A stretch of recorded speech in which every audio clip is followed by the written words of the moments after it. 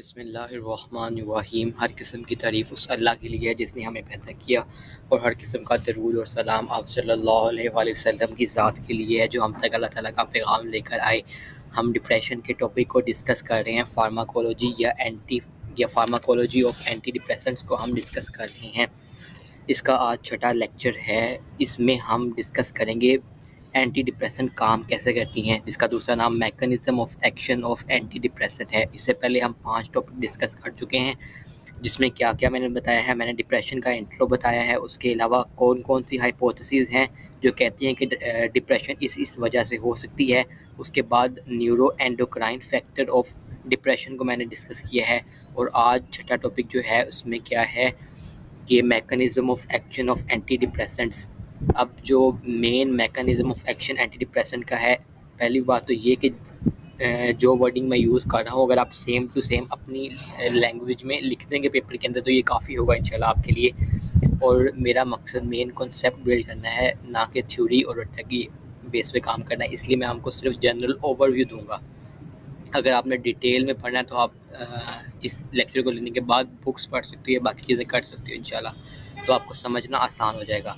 अब इनका mechanism of action क्या है मेन, हमने जैसे पिछले टॉपिक में पढ़ा कि डिप्रेशन होता है ब्रेन के अंदर नॉरएपिनेफ्रिन और सेरोटोनिन का लेवल जब कम होता है तो हमें डिप्रेशन होता है। अब जो एंटी डिप्रेसेंट है वो काम कैसे करती हैं, ज़ाहिर बात है अब वो या नॉरएपिनेफ्रिन के लेवल को ज़्यादा करेंगी या सेरोटोनिन के लेवल को ज़्यादा करेंगी या इन दोनों के लेवल को ज़्यादा करेंगी। आलमोस्ट तमाम एंटी डिप्रेसेंट इसी मैकेनिज़्म के ऊपर काम करती हैं कि वो या सेरोटोनिन के लेवल को ज़्यादा करती हैं या नॉरएपिनेफ्रिन के लेवल को ज़्यादा करती हैं। तो लेवल ज़्यादा कैसे होगा, सबसे पहले हमने ये देखना है कि बनता कैसे है। जब हमें इसका बनने का मैकेनिज़्म पता चल जाएगा तो फिर हमें पता चल जाएगा कि कौन सी ड्रग कहाँ लगती है। सबसे पहले हम सेरोटोनर्जिक न्यूरॉन को डिस्कस कर लेते हैं। ऐसी न्यूरॉन जो सेरोटोनिन प्रोड्यूस करती है। ये क्या करती है, यहाँ से फॉर एग्जांपल यहाँ से सेरोटोनिन निकल रहा है, सेरोटोनिन यहाँ पे सिनेप्टिक क्लेफ्ट में आ गया। सिनेप्टिक क्लेफ्ट में यहाँ पे रिसेप्टर है 5HT रिसेप्टर, जिसको हम सेरोटोनिन रिसेप्टर भी कहते हैं, इसके ऊपर लगता है। लगने के बाद फिर वो दोबारा रीअपटेक हो जाता है 5HT रीअपटेक रिसेप्टर की वजह से, ठीक है, रीअपटेक की वजह से। जब ये रीअपटेक हो जाता है 5HT रीअपटेक चैनल होता है, इसके ज़रिए ये दोबारा रीअपटेक न्यूरॉन के अंदर चला जाता है। हमने क्या करना है, डिप्रेशन को ट्रीटमेंट करना है। अब उसको कैसे करना पड़ेगा कि जो सिनेप्टिक क्लेफ्ट है ना, इसमें हमने सेरोटोनिन का लेवल ज़्यादा करना है। लेवल ज़्यादा कैसे होगा, जब हम इसकी रीअपटेक को इनहिबिट कर देंगे। जैसे हम फ्लोक्सिटीन और ट्राइजोडोन जब हम देते हैं तो ये क्या करता है, सेरोटोनिन रीअपटेक इनहिबिटर है, तो ये क्या करता है, सेरोटोनिन के रीअपटेक को इनहिबिट कर देता है, जिसकी वजह से सिनेप्टिक क्लेफ्ट में सेरोटोनिन का लेवल ज़्यादा हो जाता है।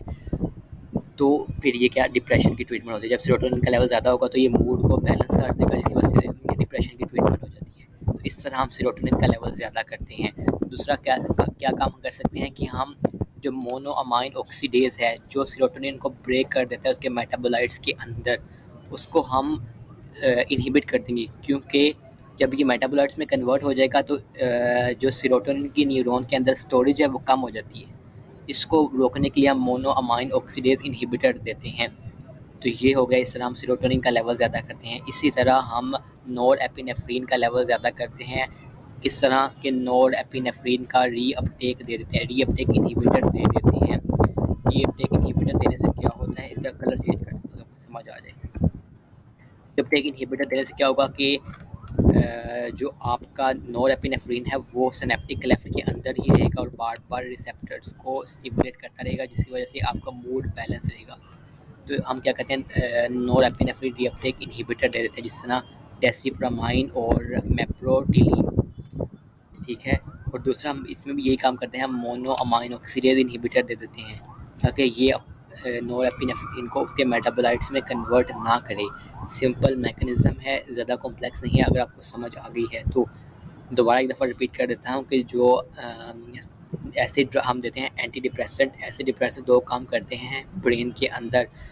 ब्रेन के अंदर क्या करते हैं, वो नॉरएपिनेफ्रिन के लेवल को ज़्यादा करते हैं और सेरोटोनिन के लेवल को ज़्यादा करते हैं। अब ये लेवल ज़्यादा कैसे करते हैं, इनके रीअपटेक को इनहिबिट कर देती हैं, या जो मोनोअमाइन ऑक्सीडेज है उसको इनहिबिट करते हैं। अब मैंने नीचे एक टेबल दिया हुआ है जो टोटल हमें बता देगा कि क्या क्या कौन सी चीज़ क्या काम करती है, तो आपको समझना आसान हो जाएगा। तो इसके बाद हम डिस्कस करेंगे एंटी डिप्रेसेंट, फिर हम ड्रग्स को बारी बारी डिस्कस कर लेंगे।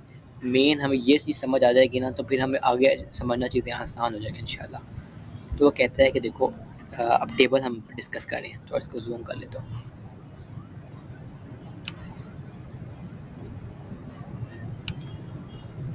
बिस्मिल्लाहिर्रहमानिर्रहीम। अच्छा, वो कहता है कि जब हम ट्राईसाइक्लिक एंटी डिप्रेसेंट्स देते हैं, ट्राईसाइक्लिक एंटी डिप्रेसेंट्स, तो क्या होता है कि ये नोर एड्रेनालिन, जिसको हम नोर एपिनेफ्रिन भी कहते हैं, और 5-HT की रीअपटेक को इनहिबिट कर देता है, ब्लॉक कर देता है। ब्लॉक करेगा तो क्या होगा, फिर हमारा सिनेप्टिक क्लेफ्ट में ब्रेन के अंदर इनका लेवल ज़्यादा हो जाएगा। तो डिप्रेशन हो रही थी, इनका लेवल कम होने की वजह से हमने ट्राईसाइक्लिक एंटी डिप्रेसेंट दे दिए, तो उसने क्या किया, इनका लेवल ज़्यादा कर दिया। तो हमारा मूड जो है वो ये ऊपर की तरफ निशान है, इसका मतलब मूड हमारा बेहतर हो गया। जब मूड बेहतर होगा तो इसका मतलब है हमें डिप्रेशन की ट्रीटमेंट होगी। इसी तरह जब हम मोनोअमाइन ऑक्सीडेज इनहिबिटर देते हैं दूसरे नंबर पर जो है, जब हम ये देते हैं तो ये क्या करता है कि जो नोरेपिनेफ्रिन और सेरोटोनिन स्टोर फॉर्म में होती है ना न्यूरॉन के अंदर, उनके लेवल को ज़्यादा कर देता है। जब स्टोर फॉर्म में ज़्यादा होगी ना, तो फिर वो रिलीज़ भी ज़्यादा होगी बाद में। जब हम हमारे पास स्टोरेज देखो ना, हमारे पास सरमाया ही नहीं है, तो फिर हम इन्वेस्ट कैसे करेंगे, वो रिलीज़ कैसे होगा। तो ये क्या, आपके पास स्टोर फॉर्म में जब ज़्यादा होगी तो फिर इसका रिलीज़ भी ज़्यादा होगी, जिसकी वजह से क्या होगा, हमारा मूड एलिवेट रहेगा। इसका मतलब है हमारे डिप्रेशन की ट्रीटमेंट होगी। तो ये दोनों ट्राईसाइक्लिक एंटी डिप्रेसेंट और मोनोअमाइन ऑक्सीडेज इनहिबिटर का रोल आपको समझ लगी। उसके बाद है रेज़रपिन। रेज़रपिन क्या है, ये डिप्रेशन कॉज कराती है। कैसे कॉज कराती है, अब अगर फॉर एग्जांपल क्वेश्चन आ जाए, काफ़ी 3-4 ड्रग्स लिखी हैं, उसमें से एक ऑप्शन हो कि रेज़रपिन, इनमें से बताओ कौन सी ड्रग है जो डिप्रेशन कॉज कराती है, तो आपको पता होना चाहिए कि जो रेज़रपिन है वो डिप्रेशन कॉज कराती है। कैसे कॉज कराती है कि ये जो नोर एड्रेनालिन और सेरोटोनिन का स्टोरेज है ना, जो हमारे पास स्टोर फॉर्म में पड़ी हुई थी, उसको इनहिबिट कर देती है, उसको ज़ाया कर देती है। जब हमारे पास स्टोरेज फॉर्म में ही नहीं होगी तो फिर वो रिलीज़ भी नहीं होगी। जब वो रिलीज़ नहीं होगी तो ब्रेन के अंदर इनका लेवल कम हो जाएगा, जिसकी वजह से डिप्रेशन, मूड कम होगा, हमारा मूड लो हो जाएगा। जब मूड लो होगा तो डिप्रेशन कॉज हो जाएगी। इसी तरह अल्फा मिथाइल टायरोसिन है, ये भी क्या करता है कि नोरेपिनेफ्रिन की सिंथेसिस को इनहिबिट कर देता है। मिथाइल डोपा भी यही काम करता है, ये दोनों यही काम करते हैं। दोनों क्या करते हैं, नोरेपिनेफ्रिन की या नोर एड्रेनालिन की सिंथेसिस को इनहिबिट करते हैं। जब नोर एड्रेनालिन या नोरेपिनेफ्रिन बनेगा ही नहीं तो फिर वो ब्रेन में रिलीज़ भी नहीं होगा। जब वो ब्रेन में रिलीज़ नहीं होगा तो इनका लेवल कम हो जाएगा, जिसकी वजह से हमें डिप्रेसिव सिम्टम्स आएंगे या हमारा मूड लो फील करेंगे हम।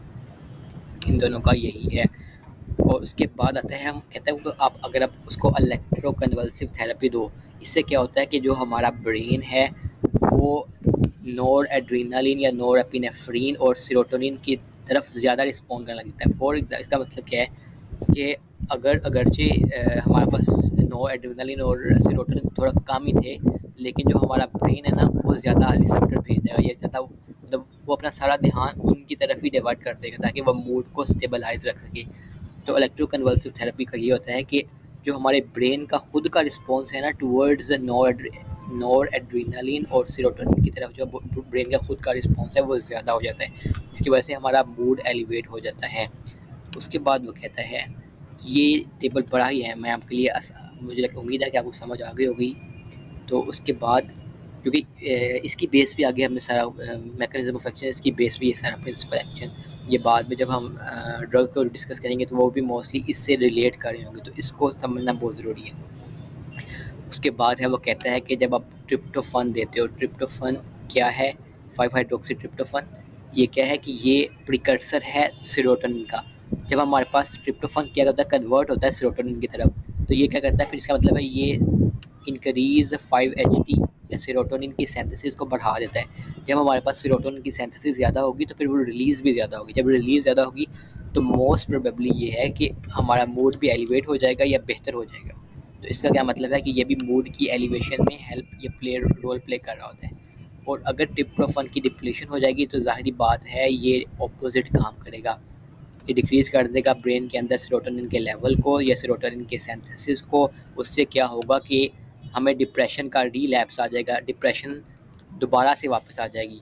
फॉर एग्जांपल, अगर हम किसी पेशेंट को SSRI दे रहे थे, SSRI का मतलब है सेलेक्टिव सेरोटोनिन रीअपटेक इनहिबिटर दे रहे थे, इसका क्या मतलब है कि ये सेरोटोनिन का लेवल सिनेप्टिक क्लेफ्ट में ज़्यादा कर रहा था, ये दे रहे थे, हमने इसको छोड़ दिया और ट्रिप्टोफन की भी हमें कमी हो गई, तो क्या होगा कि हमारे सिनेप्टिक क्लेफ्ट के अंदर सेरोटोनिन का लेवल कम हो जाएगा। जैसे ही वो कम होगा तो डिप्रेशन के रीलैप्स होने के चांसेस ज़्यादा हो जाते हैं।